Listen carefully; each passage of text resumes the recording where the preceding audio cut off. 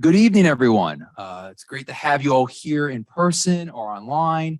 It's a pleasure to have you here tonight for our next Tocqueville lecture on disinformation and the threat to American democracy. Just a little reminder about what the Tocqueville lecture series is. It's named after Alexis de Tocqueville, born of the French aristocracy. Tocqueville examined the world to understand democracy.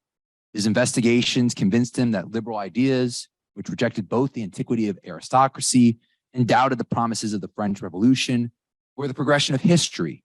Whether individuals fought for or against these ideals, he was convinced that equality of conditions was a providential fact. This lecture series invites scholars, professionals, and civic leaders to present on the ideas of liberty and equality as they relate to concepts important in the founding and continuation of American democracy and American government. These are free and public lectures, which are hosted at the campus of Jacksonville State University. And we invite other institutions of learning, the surrounding community, and those around the world to join us, to come together to listen, think, reflect, and engage with each other in conversation. The Tocqueville Lecture Series is funded by a generous grant from the Jack Miller Center and Alabama Humanities Alliance. The Jack Miller Center is dedicated to advancing education in America's history, its political and economic institutions, and the central principles, ideas, and issues arising from the American and Western traditions, which continue to animate our life today. The Alabama Humanities Alliance exists to provide context, build empathy, and make our state a more vibrant place to live, all through the humanities. We appreciate both organizations sponsoring this event tonight. And this event is very much in response to the feedback we got from our students here and from participants in the past who are interested more in a global context and global issues as it relate to American democracy. And so it's my pleasure to take your feedback and to invite Dr. Brandon Stewart to join us tonight. Dr. Brandon Stewart is an assistant professor of political science at Troy University. He's an expert in comparative politics with a focus on ethnic minority politics and Eastern European politics. He's done field research in the Balkans, but I'll name it outright, North Macedonia, which is the latest member of NATO, though won't be able to hold on to that title for too long. But that is maybe where you know about North Macedonia. He recently co-published an edited volume on the North Atlantic Treaty Organization, which was published by Nebraska Press. Current research interests of him include the effects of disinformation on political outcomes. It's my pleasure to welcome Dr. Stewart to give us a lecture, which will be followed by a Q&A. Everyone, please welcome Dr. Stewart to the podium.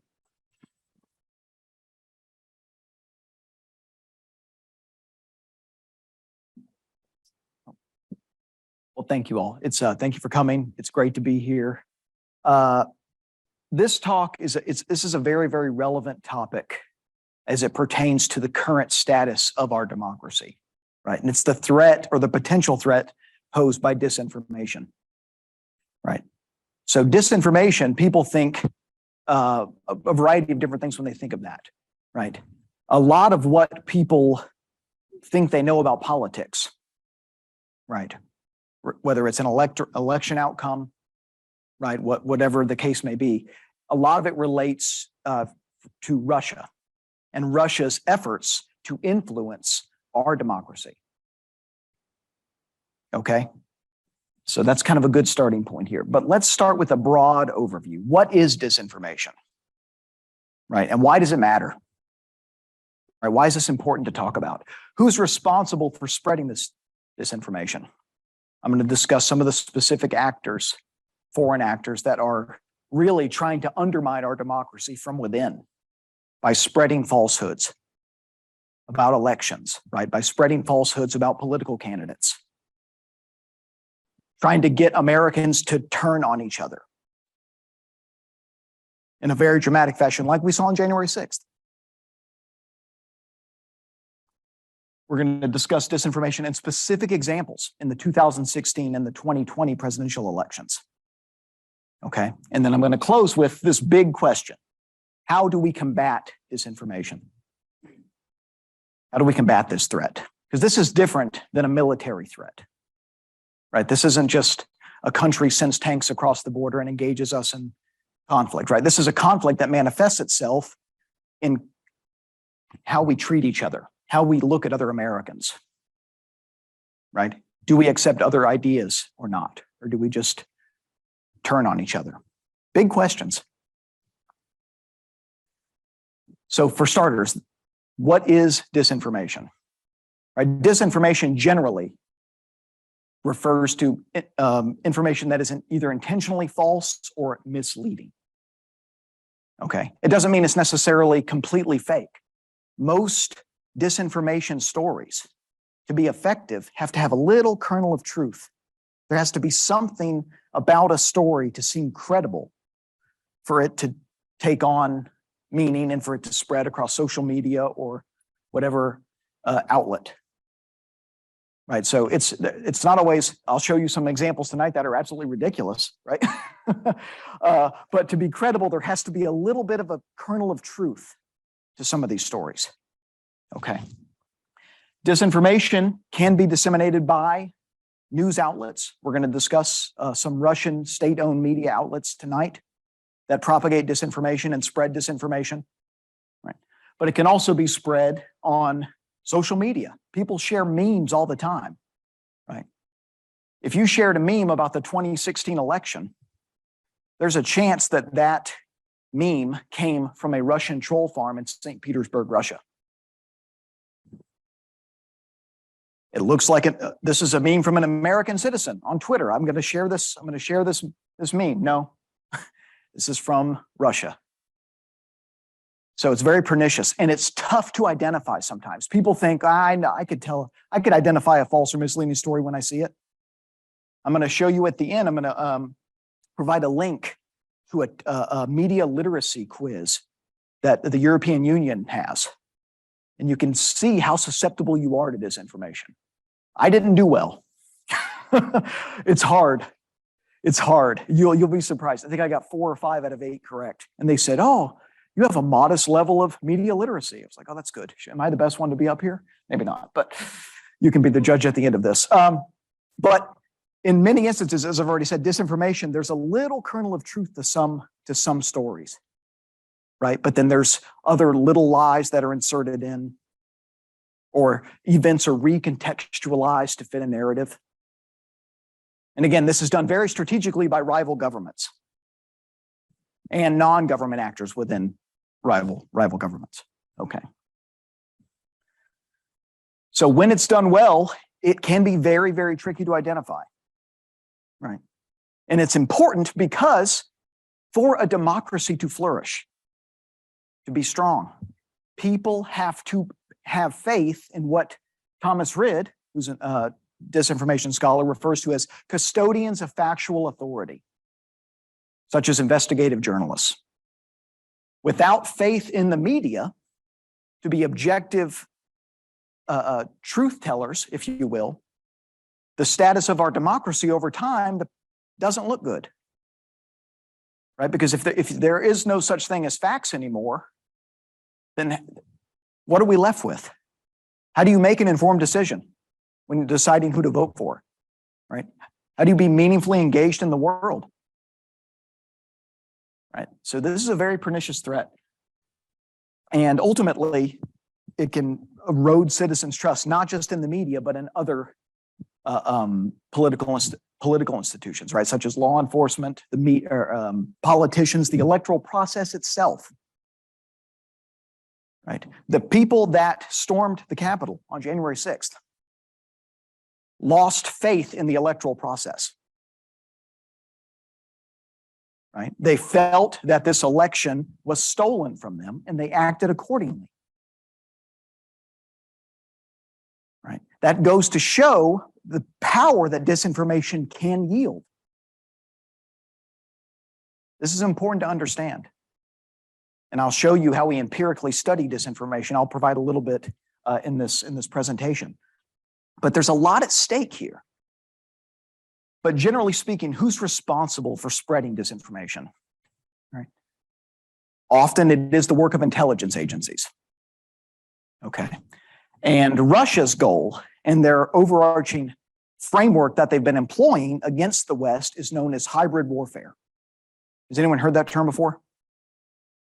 Hybrid warfare? It essentially means a combination of different mechanisms are used to try to impact domestic politics in foreign countries, right? And there's many other countries in the West that have also been targeted by Russia, right? Many institutionalized democracies face this threat. But ultimately, it's this multi-pronged strategy that includes cyber attacks, right? Includes military interventions like we currently see going on in Ukraine. Right, there is a military component to this, right? But there's also disinformation and support for extremist political parties, especially in European Union member states. One of Russia's favorite things to do is to provide money to political parties that are not in favor of the European Union or not in favor of the North Atlantic Treaty Organization. They'll prop them up, they'll bolster them in the hopes that when they get into office, they will continue to create tension in their country. Should we stay in NATO? Should we try to leave NATO? Should we try to do what the United Kingdom did and leave the European Union? Right? Brexit was a huge victory for Russia. Right? And all of this relates, disinformation is a very, very critical component of this hybrid warfare that's been being waged. Okay, so, and there's a long history of disinformation we could discuss. Disinformation during the Cold War, shocker, the United States also engaged in disinformation to try to undermine Soviet Union, vice versa. Soviet Union engaged in disinformation to try to undermine the United States. But we'll get right to brass tacks here with the most recent examples and the potential impact of disinformation, okay? We know from the Mueller report, right? It is established that the Russian government interfered in the 2016 presidential election, right? And there were a variety of different actors involved. There was Russia's military intelligence that was involved. There was a private company that's owned by a Russian oligarch called the Internet Research Agency, or the IRA, which is a terrible acronym because people hear IRA and they think Irish Republican Army. They don't think Internet Research Agency. They should have rethought that. But media outlets such as Russia, RT and Sputnik, which are two state-owned media companies in Russia that have a global influence, that are available in a lot of different languages in a lot of different countries. They put out a lot of disinformation, specifically designed, number one, to create polarization between different communities in the United States. They tried to create division over guns. They tried to create division over police violence against African Americans in particular. They put out a lot of disinformation that was meant to stoke tensions. And they put out a lot of other disinformation that was specifically meant to undermine Hillary Clinton's campaign for president. Why? Why would Russia care about Hillary Clinton getting elected? Why would they care about the outcome of a US election? Well, Hillary Clinton, as Secretary of State, supported the overthrow of one of the biggest allies in the world for Russia, and that's the dictatorship of Muammar Gaddafi in Libya. She came out on the side of the revolutionaries who eventually overthrew him. He was found. He was hiding near his hometown in Libya. His people found him and beat him to death, and videotaped it and posted it all over the world, joyously celebrating the death of the dictator. Vladimir Putin sees this, terrified that he could potentially meet a similar fate. Russia's faced with protests in 2011 and 2012.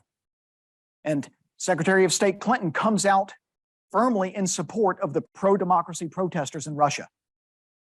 You can imagine how that would sit if you're a dictator such as Vladimir Putin. You're worried about your hold on power, and there's an individual who's advocating essentially for your overthrow from office. So these are some of the big reasons, right? And Putin did accuse Clinton and the US of funding these pro-democracy protests. And ultimately, this is really when he decides, at some point, I'm going to get revenge, right? I'm going to even the score here. And this is one of the precipitating factors that leads to the disinformation campaign against Hillary Clinton in the 2016 election, okay? And this is a quote from Julia Ioffe. She's a Russian expert. She writes for The Atlantic. They didn't expect Trump to win. They were shocked, absolutely shocked. They were celebrating. They were drunk. They were celebrating. There's video. They were singing, "We are the champions," because they felt they had done it, that they had helped defeat her. But the Russians, quote, didn't expect Trump to win. They just thought they were going to bloody Clinton's nose. They didn't expect to break her neck. Right? Kind of puts it in perspective that and of course, even if we'll talk about it, their impact in some areas is very minimal. But of course, you want to take credit for it and pat yourself on the back like, yes, that was us. That was us. Right? Some of the disinformation that came out was actually very effective. Others, again, I'm going to show you stuff that's just laughable in here that nobody would be impacted by in their vote unless you're just a crazy person, right? Like, so, but that's for a little bit later. So let's discuss some of the actors that are involved here. Okay, we've discussed why they wanted to interfere in the election. Let's begin with Russia's Foreign Military Intelligence Agency, the GRU. Okay. Starting in March 2016, units of Russia's military intelligence began hacking Democratic Party email servers. And people don't think of hacking as associated with disinformation, right? But it is part of a broad strategy that is generally seen as political warfare, right? Which is what Russia's trying to wage here, right? Election interference is political warfare. Right? And so they hack these DNC and DCCC email servers.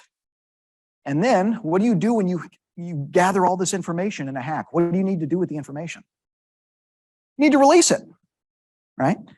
And so they released contents of emails through two fictitious online personas, DC Leaks and Guccifer 2.0.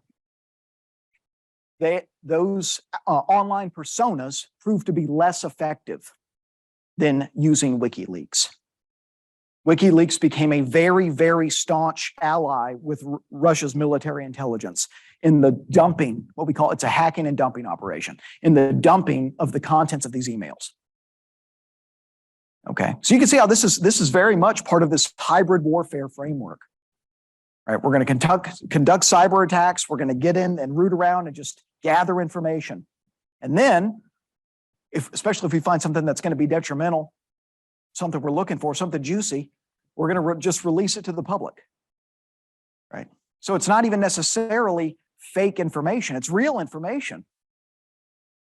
Right? But this is still part of this framework of election interference.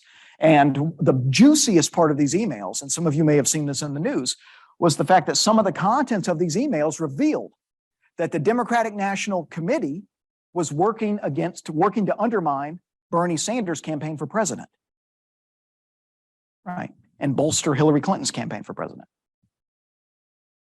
Why would that matter? Well, if you're a Bernie Sanders supporter, you're going to be upset. Maybe you don't vote for Hillary Clinton in the general election. Right? And that's exactly what happened in some key battleground states, right? But ultimately, we had protests at the DNC. We had Bernie supporters walking out. And interestingly, according to data from this is a huge survey, by the way, the Cooperative Congressional Election Study surveyed 50,000 people. Most surveys with what we do for a living is 1,000 to 1,500, and that's a really nice sample. That could tell us a lot. 50,000 is unheard of. That's fantastic, right? This very big survey of 50,000 people found that 12% of Sanders supporters voted for Trump in the general election, right? And in several key states, Pennsylvania, Wisconsin, and Michigan, the number of Sanders to Trump defectors was larger than the margin of victory for Trump. Does that mean this is a product of this hacking and dumping operation? Not necessarily, right? It's hard to say definitively X causes Y. Right. But it is suggestive that were at least some of these voters disillusioned with the Democratic Party. You could certainly make that case. Right. So this is an example potentially of this is at least a way to create polarization. Hacking and dumping operations, Look what we can make the Democratic Party tear itself apart in the run up to an election, when you're supposed to try to have a cohesive party, right? A party that's unified.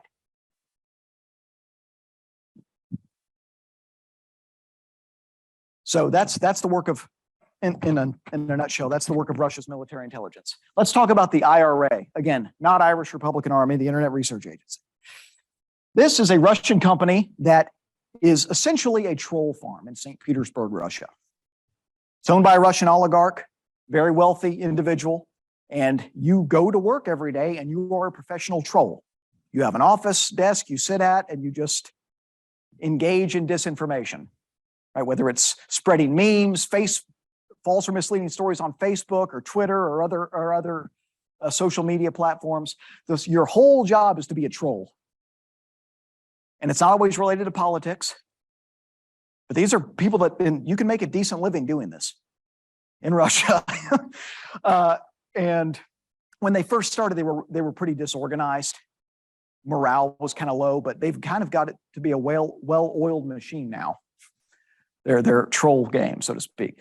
But the IRA operated social media accounts and group pages on Facebook that appeared to be controlled by U.S. activists.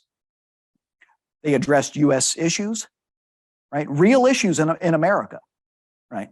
They would take a real case of police brutality against an African-American person and do a Facebook post about it. And it looks like it's a U.S.-based organization, straight from St. Petersburg, Russia. And the numbers on this are pretty staggering. We're going to talk about why this agency, their impact on the election probably wasn't that much. Again, it's easy after the fact to go, yeah, we did that. We got Trump elected. I don't think this had as much of an impact as the hacking and dumping operation did. But the Internet Research Agency, by November 2017, Facebook had identified 470 IRA accounts that reached potentially as many as 126 million people. And it's hard to say for certain how many people were reached. All right. Twitter, for their part, I'm going to show you Facebook posts and tweets, Twitter posts that were from the IRA that have been identified as being from the IRA. Twitter announced it identified over 3,800 IRA-controlled accounts, and as many as 1.4 million people could have potentially been impacted. And if you were on Twitter at that time, you received a letter from Twitter letting you know, nice of them, over a year after the fact, you have potentially been exposed to a disinformation campaign, essentially. These are the subjects of some of these, the Facebook ads that were put out by the Internet Research Agency. Okay. And again, it's not false information, right? What they try to do is they try to find the salient cleavages in a given country. And they just put a little pressure on those cleavages, those divisions that exist. You post polarizing opinions about things. You try to get Americans to respond and start to tear at each other. But this is from an excellent article in the Michigan Journal of Race and Law. You could see that over 50% of the Facebook ads, they just purchased ads on Facebook. Right? Over 50% of the posts dealt with race, around a quarter dealt with crime, and then immigration and guns. Right? That's a pretty nice synthesis of some of the big issues in this country. Right? And so the goal here, Russia will do this other places. What are the relevant political divisions here? Let's really try to apply some pressure, and maybe we can get the society to tear each other apart. Right? Or leave the European Union. Consider leaving NATO, right? A variety of different goals, all related to undermining Western institutions. These are examples from the Internet Research Agency that were on Facebook. This is blackmattersus.com, right? And they're posting real stories, right?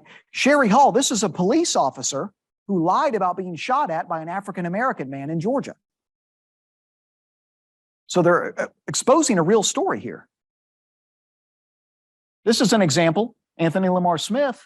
This is an example of an African-American man who was shot and killed by a police officer who was later acquitted of the murder.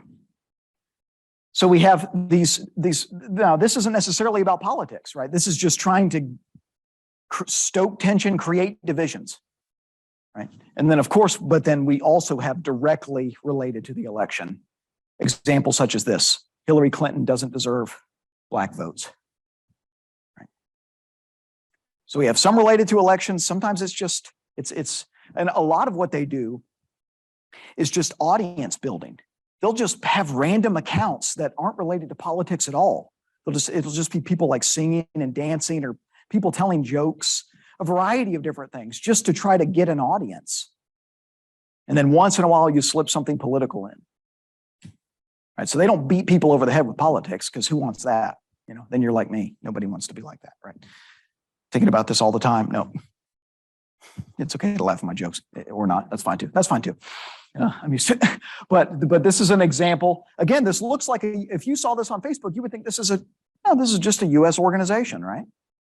These are all from the Internet Research Agency in Russia. These are a few more. Being patriotic. It's kind of cheesy. You know, they've got the flags there. It looks like a bad, cheesy group. But these are related to, again, trying to drive wedges between Americans, right? This is related to guns, right? Don't let the Democrats take away your constitutional right. Vote Republican, vote Trump, and support the Second Amendment. Right, so that's trying to, appeal to gun owners, right? And we also have, of course, this, again, a real example of an attack on a police officer in Boston. Right, so some of this stuff, they're just posting real news, but they're lying about the source of the news. They're claiming to be a U.S. organization addressing this issue, and they're not. And that's why it can be considered disinformation.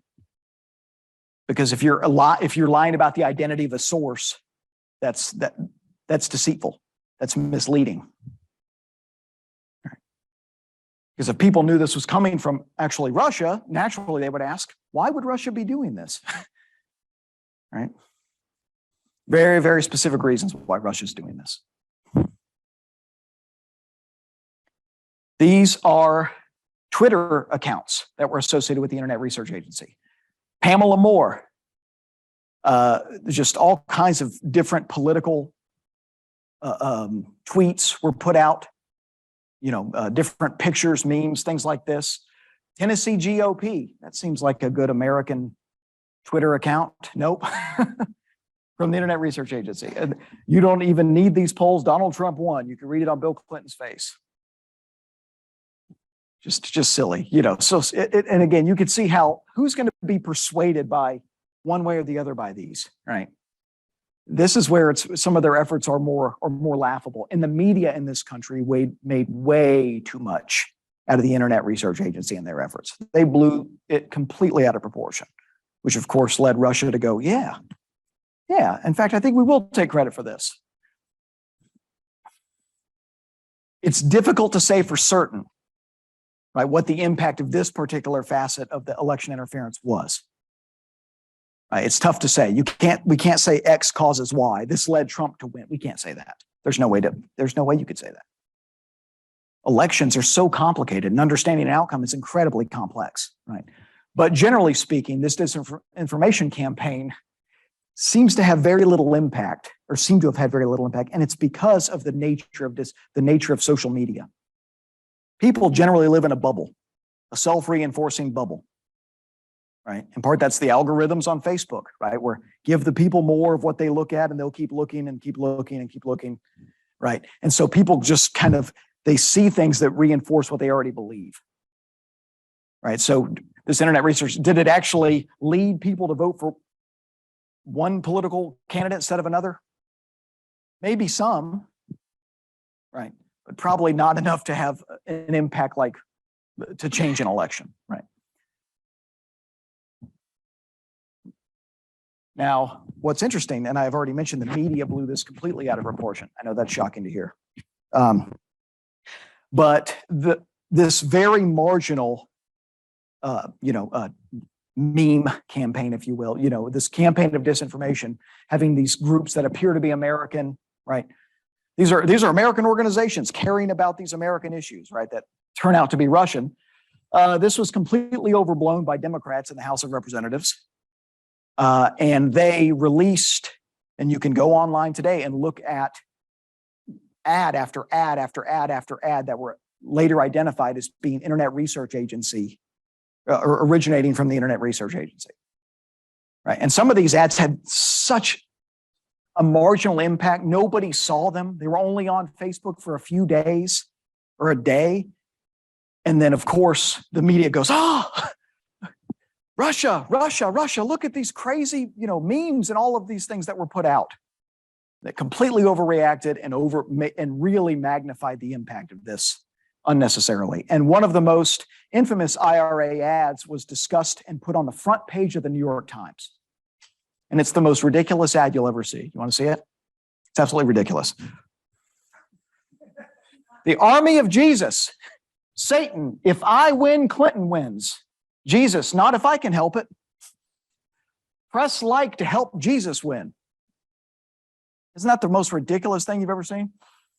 This got no attention. Nobody saw it. It was only up for a day. And this is on the front page of a major American newspaper as an example of Russia's election interference. So, and that's a victory for Russia. That's a victory for Russia. They can now go, well, even if it didn't have an impact, it sure looks like we had an impact.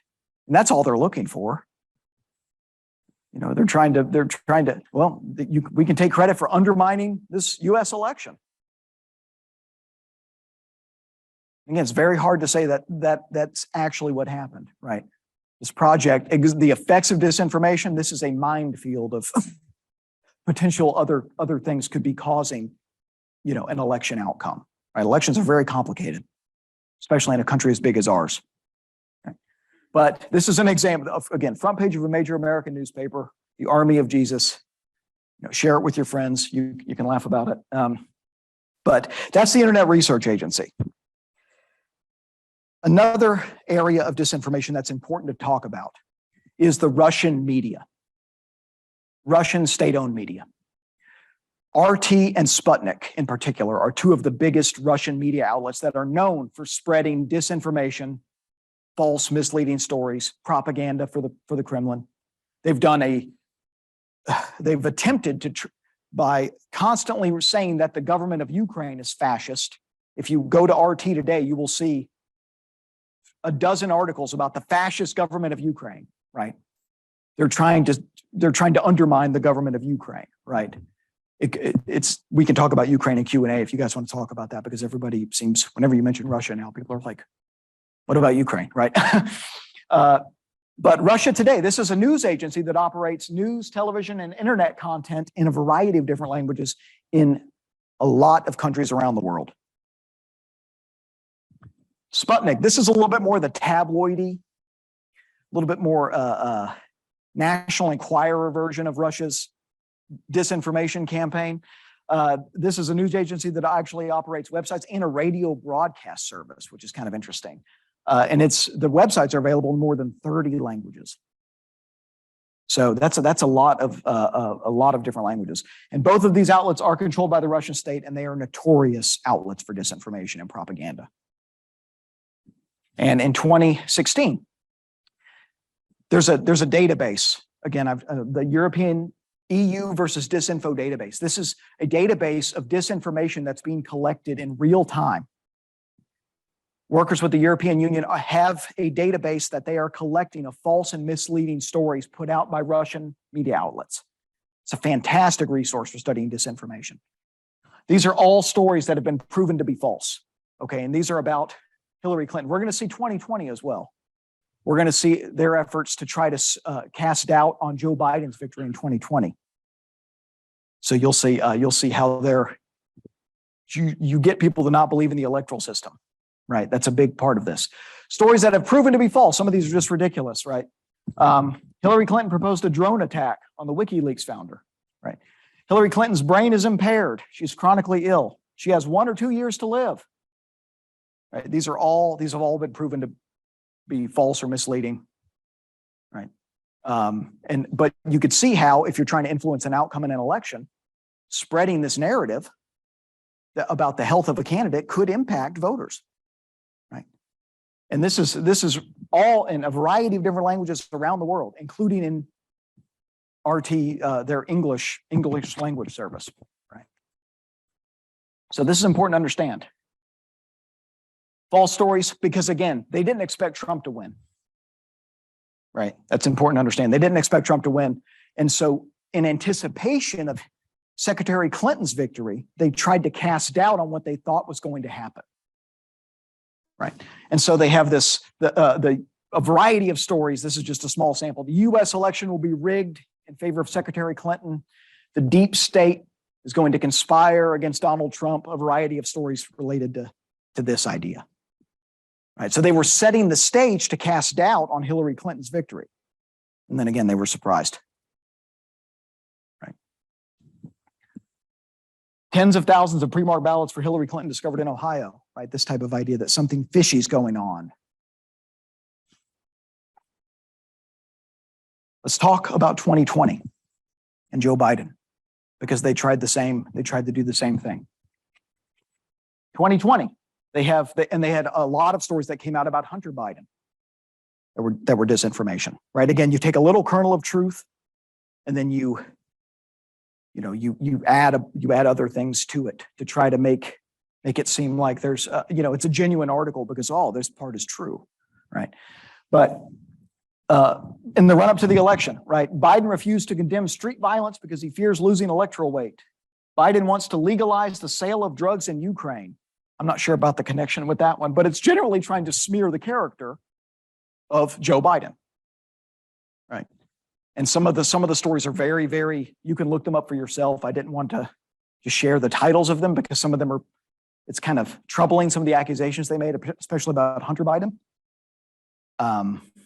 So you can take that for what it is. But if you want to search this database, I mean, it's a rabbit hole. You will be going down 2 hours later, you're going to be going, what have I ever really learned about the world? But these are some examples in the run-up to the election, just a few to try to undermine the Biden campaign in 2020.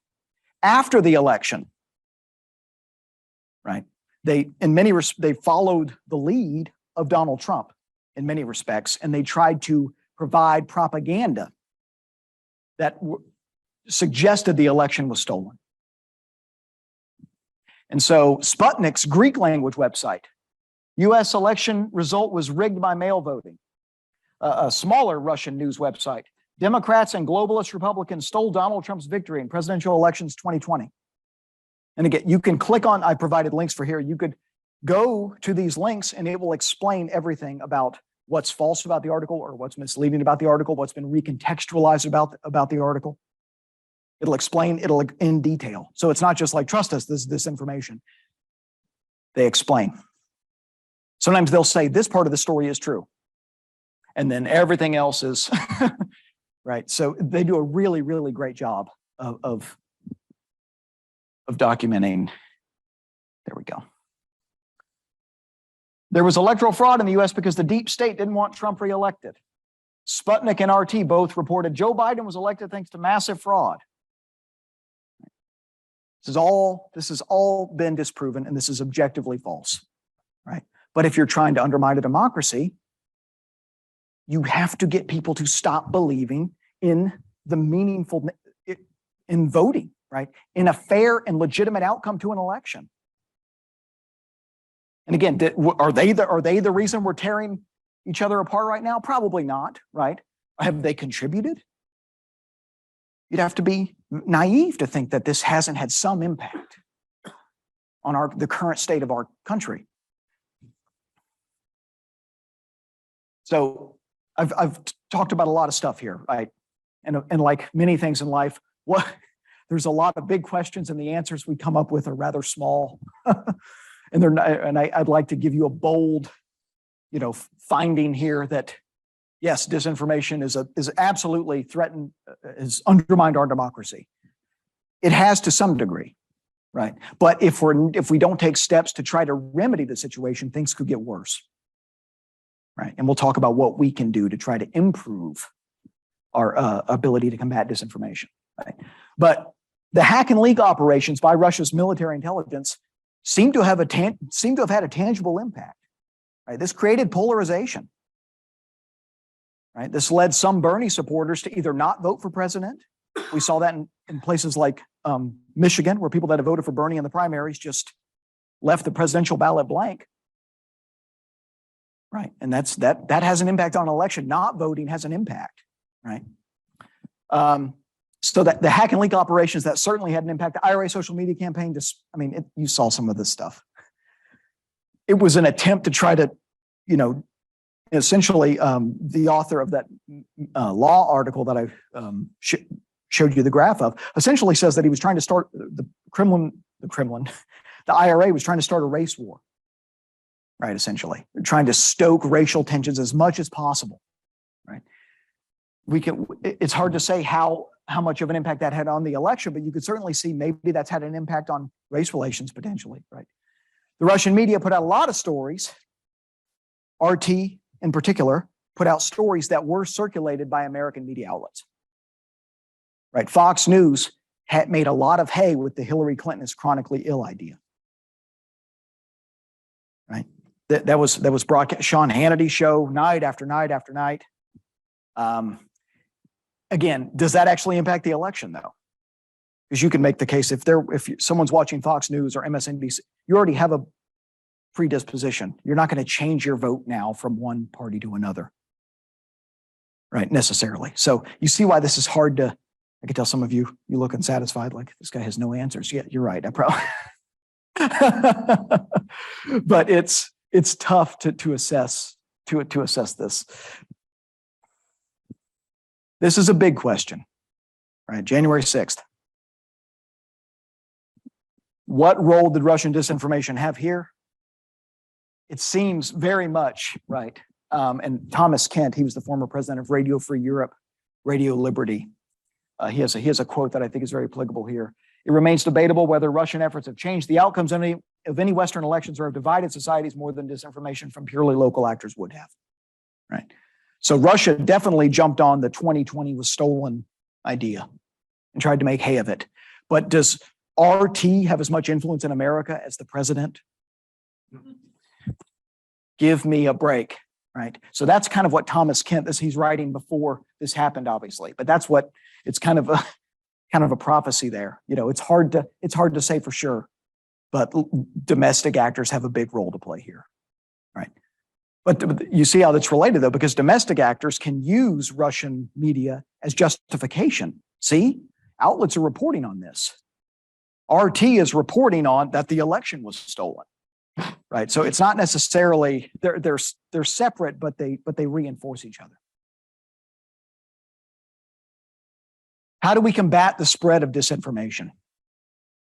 Right? How do we stop this pernicious phenomena? Well, in response to disinformation about Ukraine that I discussed earlier, right? I discussed that Ukraine has been constantly portrayed by RT in particular as a fascist regime, right? That Russia's trying to overthrow and denazify the Ukraine. And this is just one of the number one question that people are getting when from Russian soldiers when they get into a town. Russian soldiers are asking people, "Where are the Nazis?" And it's because they've been told through the propaganda system over and over and over and over, denazification, denazification, denazification. And so when that conflicts with reality, you're confused, right? But in response to this disinformation, the European Union banned Russian state-controlled media. And you can see how that's one solution, right? To just say, no, you're a known outlet for spreading disinformation. No. But at the same time, that goes against the spirit of democracy, right? Banning media outlets, well, then where do you draw the line? How do you determine what disinformation is versus an editorial you don't agree with in a newspaper, right? And so that's a slippery slope. And it's not in the spirit of democracy to do this. And really what I think we need to do, and what some have suggested, is that we need to give people the tools they need to be able to spot disinformation, false or misleading stories. improve their media literacy. And there's a lot of countries that have had success doing this. And this involves, of course, a lot of different actors, right? Teachers have a role to play here. Librarians have a role to play. Independent fact checkers have a role to play here. A lot of different actors can get involved in this effort. It doesn't necessarily have to be government that does this, right? This can be a grassroots process. And media literacy programs have been successful in several countries in Europe. Citizens in the Czech Republic, senior citizens, can take media literacy courses, because when you think about people that are susceptible to disinformation, conspiratorial thinking, the elderly are a big part of this. It's just the nature of the nature of it. The French government runs media literacy programs in elementary and secondary schools. That's something we could certainly try to potentially do here, right? High school, this is actually interesting. We have an experiment that we did. High school students in Ukraine went through a media literacy program, and they were 8% better at identifying fake news stories and 16% better at distinguishing a fact from an opinion piece. Right? We ran an experiment. We had I wasn't a part of this. We being those of us that study this stuff. There was a control group that wasn't given this training, and then there was a treatment group that was exposed to this training, right? So that had a very tangible impact, right? The United States does have work to do in improving media literacy, right? Last year, the Open Society Institute's 2021 Media Literacy Index ranks us. They only have 44 countries in their sample, so it's a smaller sample, but we're 15th out of 44 countries, right, in media literacy. Canada's 4th. So North America can do this, right? We can improve media literacy, right? The usual suspects are number one. The Scandinavian countries are number one, of course. Like, they're the happiest people in the world. They're the most literate, all of those things. That tends to be how that works. But there's something that we can do here, right? We can improve our media literacy, but it's going to take a concerted effort from the government, but also especially non-government actors. And that's what Thomas Kent from Radio Free Europe really advocates for. The role of non-government actors taking on the role of combating Russian disinformation. So if you want to test your media literacy, this is the EU versus Disinfo website that has a disinformation quiz. They have games you can play that show you how media manipulation works. Very, very useful resource. And again, you may be surprised. Some of the questions are tough on the disinformation quiz. I opened it and I was like, this is going to be easy. First question, wrong. I was like, oh, okay. I think it'll be enlightening and eye-opening. That's my email up there.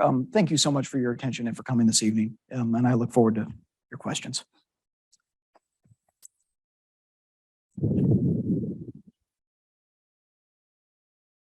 Happy to take any questions from the audience here. If there's any, I can come bring the microphone to you. Any here. Otherwise, we can open up to online audience too. But I'll give first take for anyone here that's in the auditorium if there's any questions.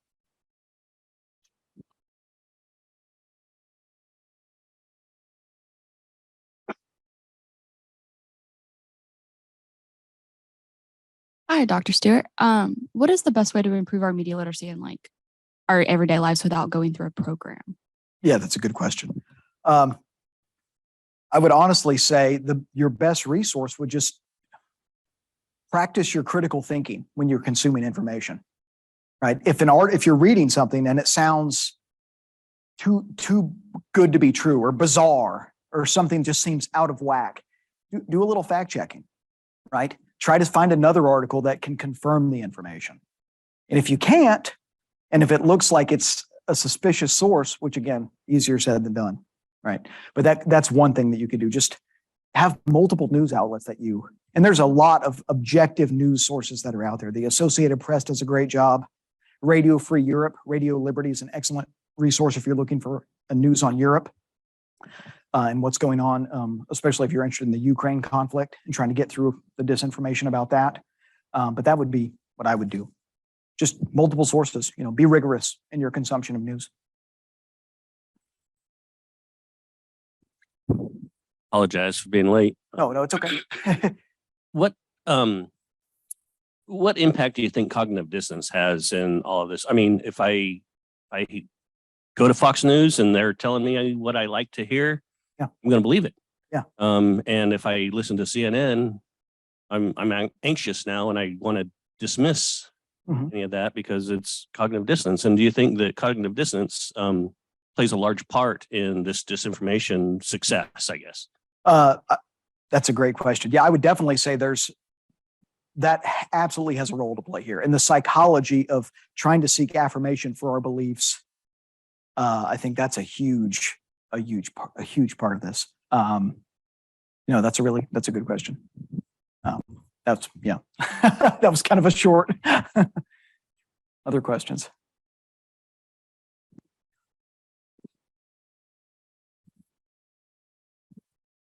So I have two questions here. Okay. First off, do you know exactly when Russia started engaging in online disinformation?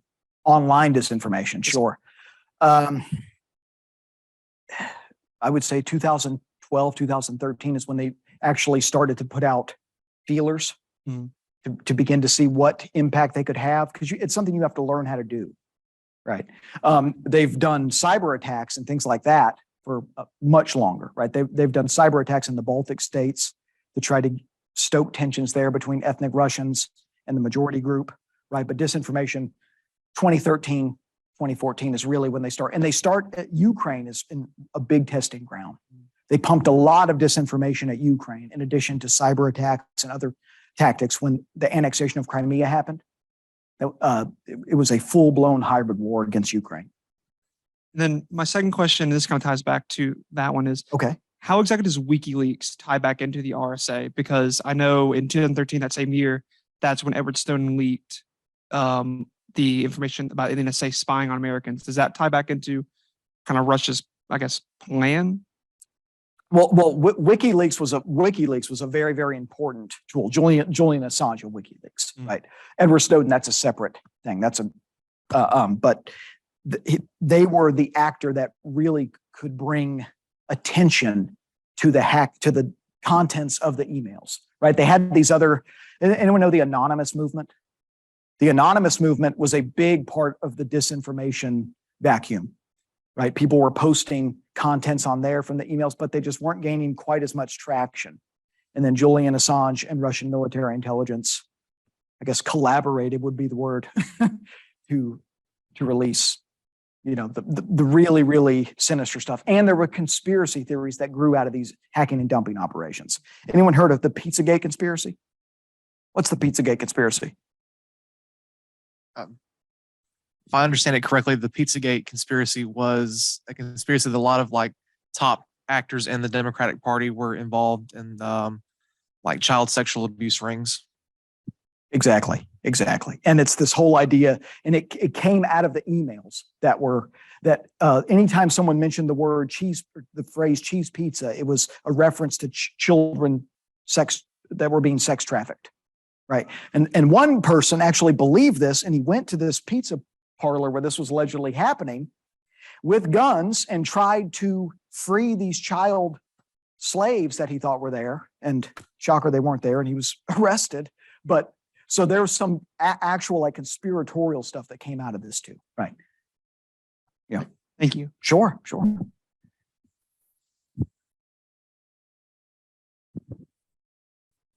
Given that our main focus is on Ukraine Sure. at the moment, is there any other countries that Russia is thinking about doing disinformation campaigns on in Europe?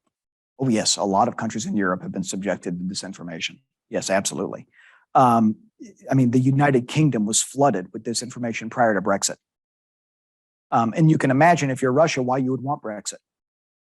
We're going to have this Western democracy leave the European Union, right? How great is that if you're trying to undermine the West, right? Brexit was a huge victory, and disinformation did play a role there. It's played a role in other countries as well, which is why some have tried to undertake media literacy efforts to try to combat it, right? Ukraine disinformation has been a huge part of the struggle that they have faced as well. And other countries as well, Sweden, the Baltic state, name a country, And there's been some form of disinformation that's been undertaken. Yeah.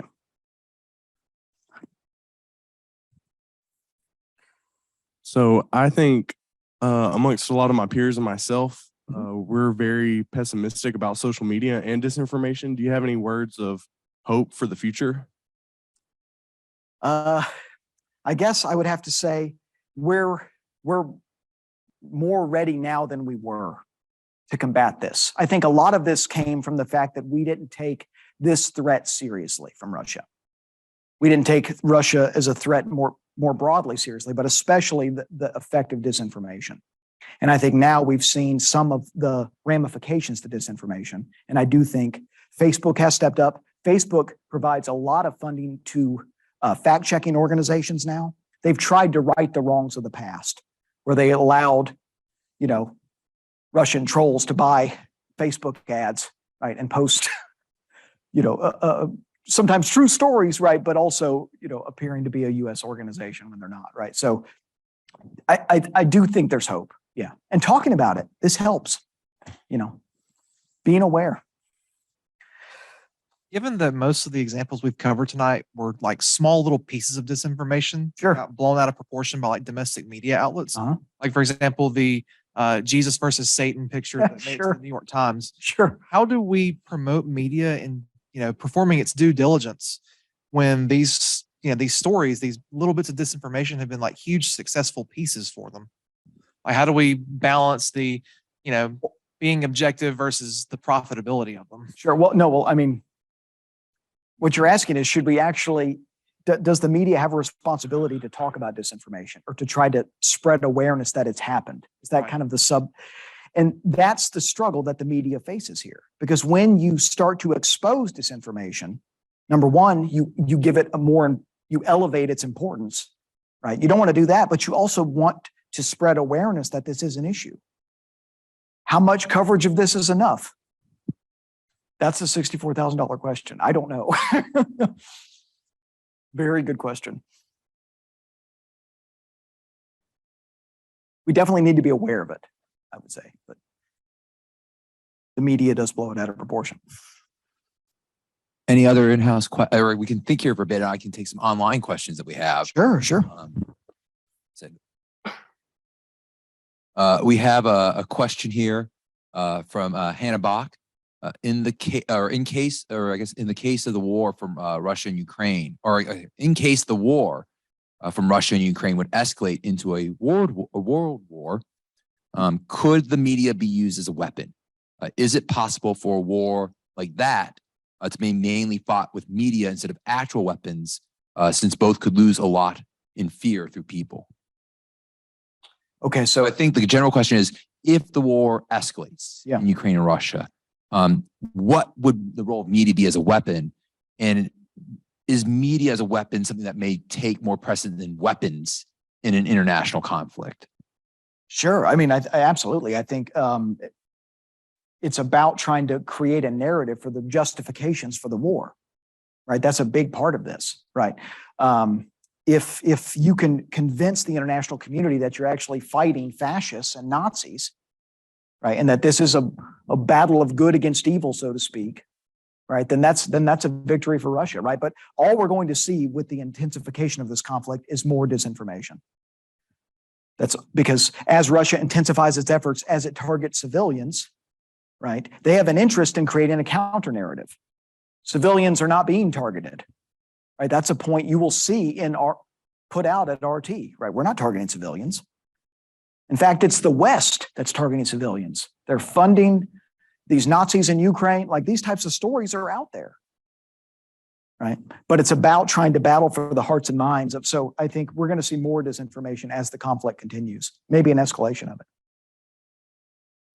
Another question sort of comes in two parts here. The first part, do certain social media platforms profit off of spreading misinformation? Are there certain ones that profit more from it than others? It's a good question. I would generally, yes, the answer is yes. Yeah, they profit from disinformation, or they've profited in the past from disinformation, right? Facebook profited from disinformation, right? That's just a fact. The more question, I'm not sure. if one is more predisposed to profit from it than others, but Facebook certainly did. Then going off of that, the secondary question, do you think that maybe there could be a way to reward media platforms for reducing disinformation to their platforms, or would they profit more still from the spread of disinformation rather than information? Say that one more time. Do you think there could be a way to set up a system that rewards media platforms for the reduction of disinformation, or will it always be more profitable? Oh, no. Well, I to mean, well, you spread can disinformation? attack their ability to buy for disinformation outlets to buy ad space, right? We're not going to allow you to buy ad space on this site because it's known for propagating disinformation, right? You punish the media that puts out disinformation, I think is one way to do. Is that, I'm not sure I answered the question, but It might, and we actually have another question coming in Okay. About on this sort of theme of do social media companies have obligations to help filter out this information, and can they be held accountable? And if so, how can they be held accountable? So maybe that would help. sure. No, I flesh mean, this out. sure. Well, I mean, yes, they certainly should be held accountable. And I think they have been held accountable, at least if you consider, Mark Zuckerberg goes before Congress and he has to be chewed out, for Facebook's lack of oversight, let's say, on who was purchasing ads in the run up to the 2016 election, right? I think that's important, right? You do have to have some accountability there. But again, I think Facebook, to stick with the Facebook example, they're trying to right the wrongs of the past as much as they can. But disinformation, one of the big takeaways here, it's just kind of here to stay. It's part of living in a democracy, right? You can try your best to take down articles that are false or misleading, which sometimes you'll see that if someone shares something on Facebook, it'll be flagged. This article contains false or misleading information, right? You can try to do that, but social media is still a power. All it takes is 5 or 6 people to see that story before it's flagged. And then it has an impact, right? So it's tough to do. And it's just part of living in the era that we're in. The digital age, and also the fact that we're a democracy where the government doesn't control the media. Disinformation is going to be here. Leads nicely to another question we got from Evan. Evan asked, you mentioned in your talk that disinformation and the use of disinformation to influence political outcomes in foreign nations is not new.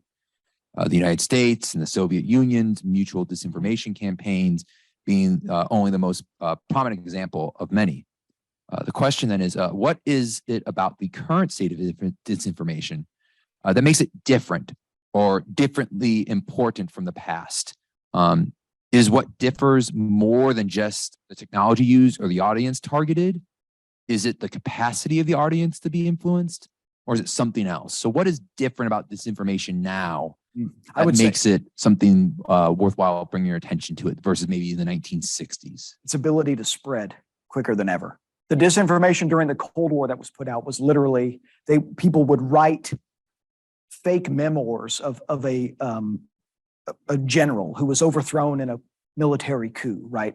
And they would pretend to be memoirs that had all these anti-American sentiments in it, we'll say, right? There's a lot of examples of flyers being spread around that were claimed to be from the Ku Klux Klan, right? That were actually produced by Soviet intelligence, trying to make the United States look like a very racist country, right? So it was old school. Here's a flyer, right? Now it's a Facebook post, it's a meme, right? And think about what a meme is. It's not information, right? You're not consuming information. It's not a fact. It's not necessarily fiction. It's something else, right? And that's kind of where we are with some of the stuff where it's just, if it's just someone's opinion that's being shared in a meme, but it's coming from a pernicious source, that has potential to impact, so to me, I think it's absolutely technology, because old school disinformation was not like this. Had to have a carrier pigeon. I kid, but a lot of old school techniques were used to spread it. Go ahead. And this relates back to the question. Dr. Tim Barnett asked, many Americans have questions about our Central Intelligence Agency. Do you believe that the CIA engages in disinformation activities in foreign countries, especially the Middle East?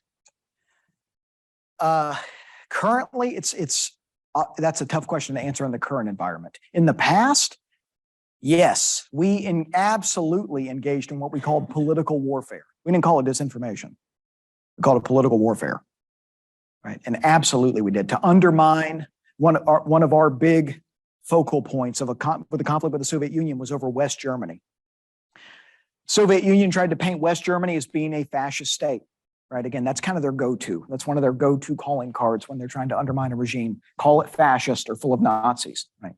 And again, there's some truth to that because there were Nazis in West Germany at that time, right? The West tries to undermine the Soviet Union's influence by also putting out disinformation about the crimes that were committed under Stalin, right? So we try to combat disinformation with disinformation, and that was the case for a long time. It was just a disinformation battle, right? Which again, how does that work? Is that effective long term? So Sure. I think the question is the American CIA, right? Is our CIA Yes. still involved in such a, Yeah. do we have any information The to confirm degree or to which deny? the degree to which they're currently involved, like we'll know in 20 years, we'll know some. But current disinformation operations, yeah. Takes time. Austin Weiss asks, when regarding politically influenced media companies, couldn't you say that they may be publishing their own narrative, that is misinformation, in substitution of fact in order to maintain the continuity of the past articles or public stance on certain matters? And so I think his question is, are politically influenced media companies that focus on politics, are they more interested in misinformation because it reinforces echo chambers rather than information? I don't know if they're necessarily trying to intentionally misinform. I don't think that's necessarily the case. There have been examples of disinformation that have permeated on MSNBC, for example, right? The Steele dossier. Rachel Maddow made hay of the Steele dossier. We all know what the Steele dossier is. This was constantly being discussed on her show, deep dive into it, and it turns out to be there's no merit to the story at all, right? And so again, was that intentional? That's probably not, right? And that's part of the problem. If you're a media outlet and you're trying to report on a story, there's incentive to try to break a story, try to be the first one, right? Oh, this will be the first. If it turns out to be, intentionally misleading coming from a foreign source, well, now you're part of the problem too, and you're just trying to do your job and get viewers, right? So that's a tough, I don't think intentionally that's not happening. I do have more questions from the online audience, but are there any in-house? Yeah, bring some back here.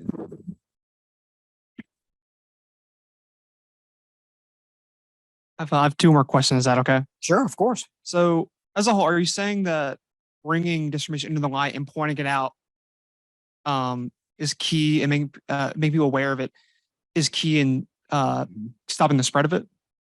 Basically, making people aware of it, showing that it is false, proving facts against it is key in stopping its spread.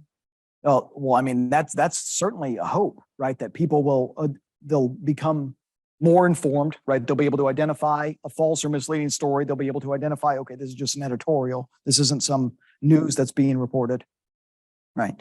The goal there is, well, then, okay, maybe this isn't necessarily something worth putting on my Facebook profile. Okay. Right. Certainly. Yeah. And then my second question, we all have that one Facebook person, either a friend or a family member that spreads conspiracy theory, just jargon. Sure. How exactly can someone kind of point them in the right direction and kind of talk to them saying, hey, this may not be true, then that's correct? Because a lot of times you mentioned earlier, people put themselves in a self-reinforcing bubble when it comes to social media. Sure. And if someone can't be helped or doesn't want to be helped, they can't be helped. Yeah. Yeah. Well, But how exactly can one kind of talk to them and, kind of reason with them? sure. Yeah. I mean, that's tough. The one thing that you could try, I mean, if a story has been shared and it's been flagged as misleading or containing false information, you could point that out, because sometimes that might not be, hey, Grandpa, you realize the story has been flagged, right? Like, this is not, not to pick on grandpas, but that's, pointing it out, like maybe there's something going on here. Maybe you should look into this, but that's tough to do. And even for all of the talk of media literacy, it's still a really tough road to go down. Trying to improve media literacy, you're still going to have people that are naturally either don't believe anything they read or believe everything they read. That's just the nature of some, individuals on this planet. So even though I've talked about that in a very positive light, and the results do seem to suggest that media literacy and bolstering it is a good way to counter it, that's tough too. So it's tough.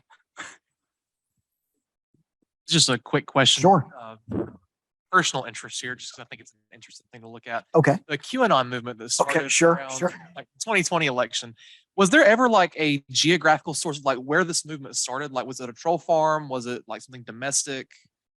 Because it really, it seems it took root. Sure. I am not educated enough about that particular movement to give you an answer that would be informative. That is not. That's in the future, but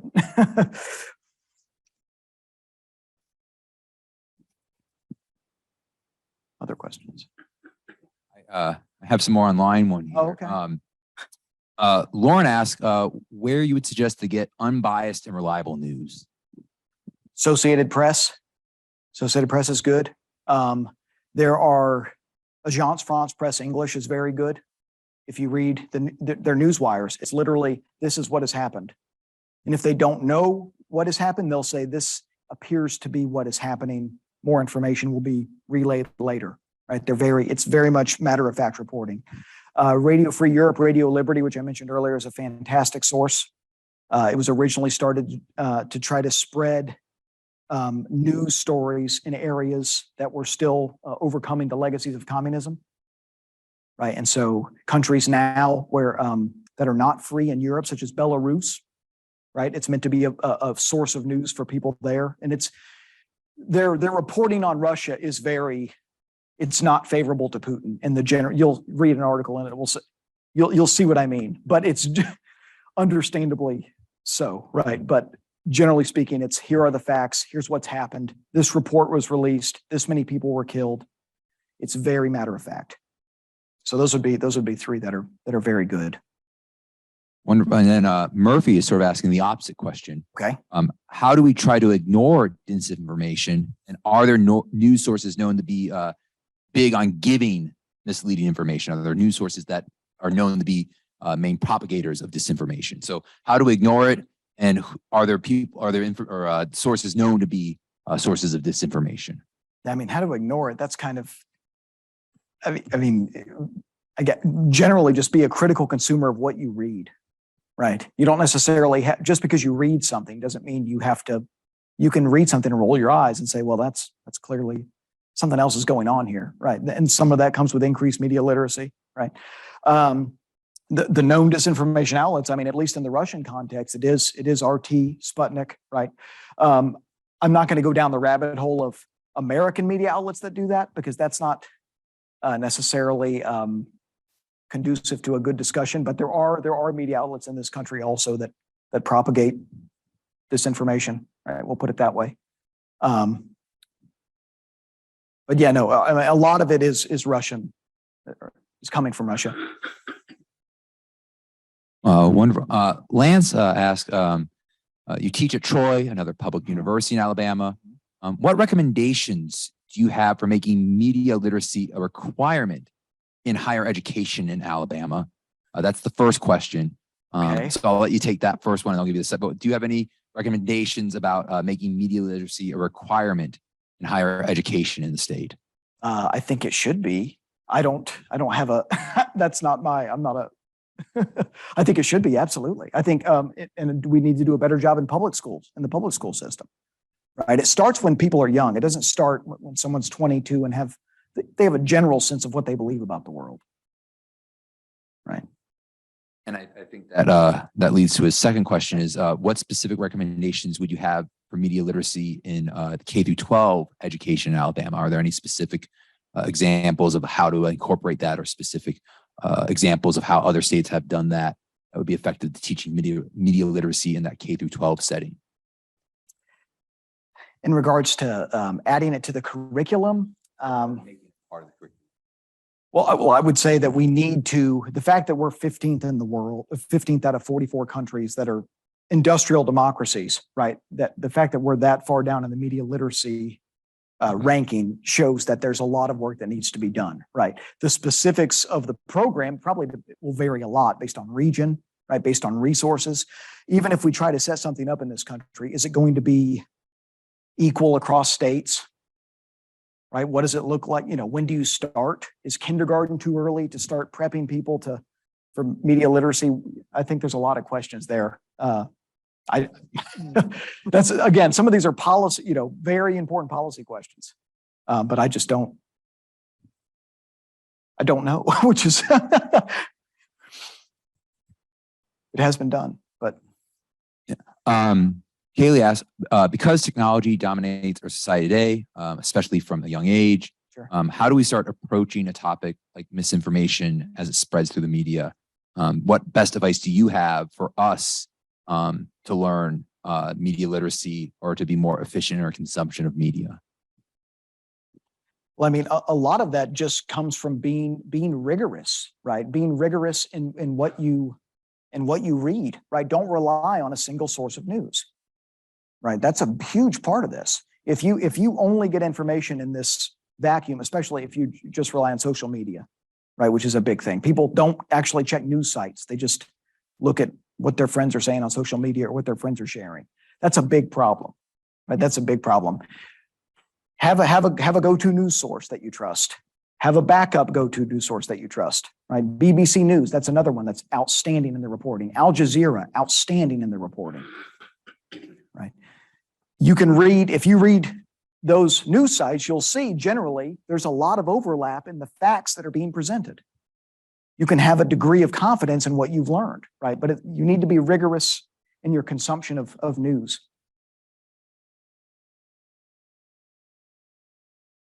Zachary is interested in how is disinformation not combated before it gets to viewers? And so he's wondering, should there be a larger focus on effort of stopping the production of disinformation? Well, one interesting thing that some do, they're called elves in Lithuania. Okay, and what they'll do is they'll attack disinformation, people that are spreading disinformation on Facebook and on social media, and they'll just sit there and they'll just troll them, and they try to combat it essentially by being a counter troll. And then what they'll do is they will sometimes they'll go into chat rooms where people are conspiracy theory oriented, conspiracy theory minded, and they'll try to reason with them and try to get them to abandon their beliefs. And that happens in real time. You'll see these counter disinformation efforts going on, which is kind of interesting. But again, I don't know how effective that is, but there are those efforts out there to in real time combat. They're warriors too. They go after people, and not just in Lithuania. In Moldova, there have been efforts like this. A lot of places that are known for having Russian disinformation. Some people take the fight to the internet. I can just ask.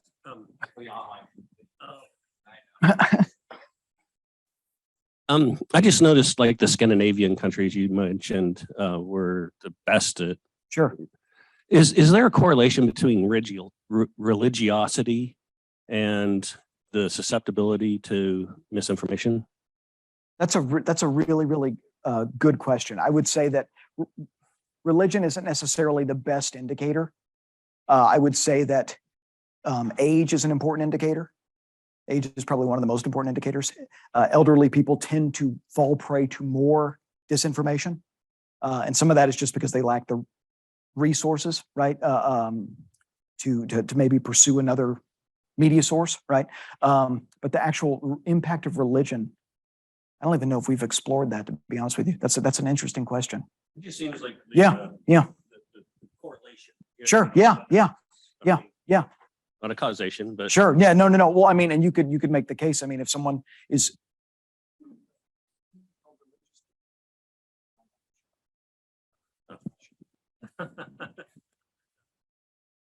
that's Putin. No, it's okay. No, but you could make the case certainly that if someone is raised in an environment where they have very, very firm beliefs that aren't movable about a higher power. Maybe you are a little more susceptible. That'd be interesting to. There's some good paper ideas coming out of this tonight. This is good. When I don't know, that's like, okay, make a note. See if this is other questions. We have time for about one or two more questions. Yes. Are there any other questions here in house? No, I think we may have one more online. Okay. I think John has asked, given that it's midterm season, do you think that the Supreme Court might get involved with any claims of false rhetoric, misinformation? Will there be any lawsuits perhaps working their way through the court systems that deal with this topic? Well, that's a different topic. I mean, that's politics, right? You slander your opponent, right? You try to, undermine their integrity, that type of thing. That's old as time. That's a fundamentally different idea than actively trying to deceive people to polarize a society, right? The people that are running for Congress, they're not trying to create a civil war in a state generally. They're just trying to defeat their opponent.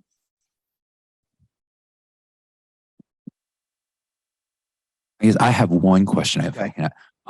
It's not like given the stances we've been seeing about disinformation, it could be effective, but it couldn't be effective. It could sure. stoke or it could. Yeah. What methods would there be that we could employ to actually study potentially the effect of disinformation on either intensifying beliefs that people already hold within echo chambers, or trying to dissuade people from engaging or encourage people from engaging? Are there any methods that you think we could be using to study the real effect of disinformation on democracy to determine, is it even really a threat? Sure. Or is it something, as you point, that maybe is being blown out of proportion? Maybe it's not a threat. Well, and this is a very political science answer, but if we can actually conduct panel research and track individuals over time and examine their beliefs and given different exposure levels to disinformation, that would be something we could do. The best way to do that would be an experiment, right? Which is what we do when we can't, it's very hard to study the effects of disinformation just using survey data. We need to actually, okay, these 50 people have been exposed to this. These 50 people have not. Let's examine their thinking over the next 6 months and see what happens, right? So I think an experimental approach is really what's called for here. Well, thank you very much, Dr. Stewart. We appreciate your lecture tonight. It's been a pleasure having you. So can we give him a round of applause here real quick? I want to share, of course, we have one more presentation here this fall. Dr. Richard Ruderman from the University of North Texas will be coming to speak to us on November 10th. It will be another hybrid presentation. So you can join us here either on the campus of Jacksonville State University in Merrill Hall B10 or join us online through Zoom again. He'll be looking at Douglas's remarkable 1876 eulogy of Lincoln. You can also register for the event if you want. It's open right now at bit.ly/TLS Tocqueville Lecture Series, right? Ruderman. The capital R is important. I can put that in the chat for anybody who wants to register online. I will ask too for our online audience and for those in the house. There's a quick survey if you're willing to fill that out before you leave. I would appreciate that. And thank you again for attending. We appreciate you. We hope that tonight was a worthwhile event, and we look forward to seeing you again in a couple of weeks when we look at some American political thought with Dr. Ruderman. Have a great night.